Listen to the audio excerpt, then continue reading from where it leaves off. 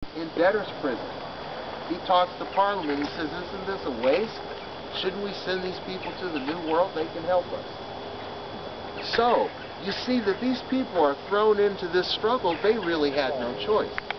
The way we're trying to teach this history is not about good guys and bad guys. It's about what happened from here and how it affects what happens over here. I'll let everybody individually choose sides and keep score.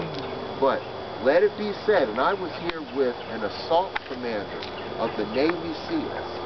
He looked around here and says, I can see how this battle played out.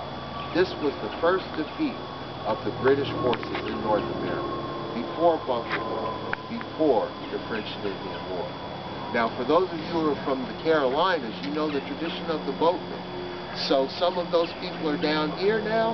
You've got plenty of waterways. The land, the topography is very much the same. Now, when I have fourth graders, I ask them, okay, raise your hand if you woke up tomorrow and someone said, hey, guess what? You're a slave on an English plantation. How many of you are going to try and run away? Now, when you ask that to fourth graders, everybody's hands goes up like that. And I say, that's really good. Then I go, well, how are you going to get here? They go, I'll drive. I said, well, no, there's no cars. So, okay. How many people are going to come if it's 377 miles and you have to walk? Now, I'm doing this now.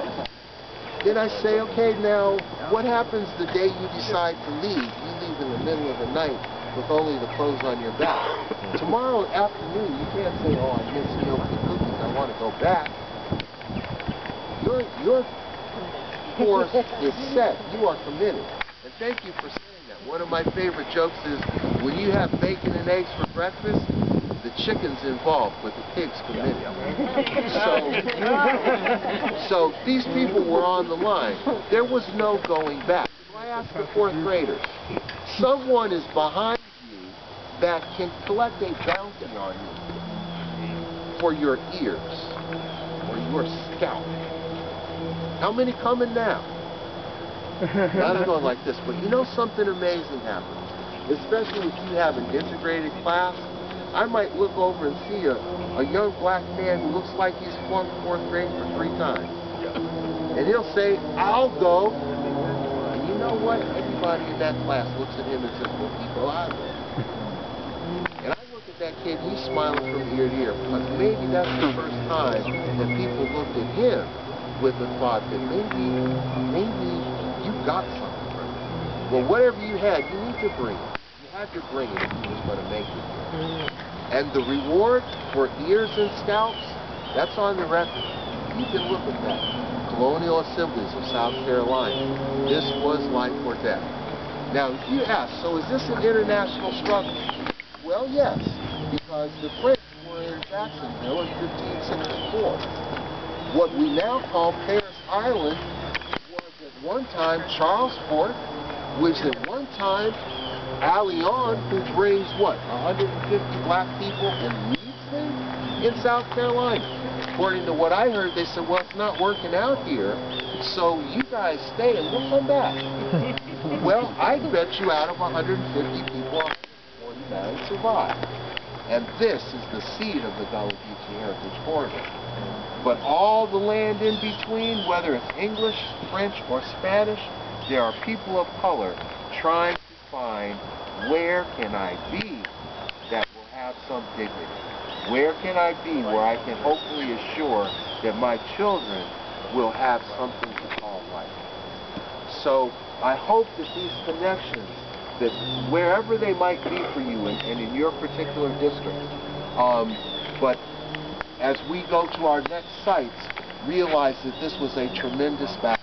And in 1740, that's not the first time that they have been invaded. In 1702, the governor of South Carolina, James Moore, invades Florida, Spanish Florida, and destroys every Spanish mission that they could find. Now, in what to me is one of the darkest moments in history, according to the English accounts, they killed tens of thousands of Christianized Indians and sold the women and children into slavery in the Bahamas so that they could not escape. this is business too. You want to talk economics? The battle of economics of who was going to control this new world is fought based on economics. Perhaps if it had not been for the way things went for Spain, we would have seen things differently. But it's a multicultural society. By the time the Battle of Fort Mose happens in 1740, Spain's already been in Florida for almost 240 years. A lasting impact. So, I have gifts for everyone. Our next stop is the Fountain of Youth as you pass by.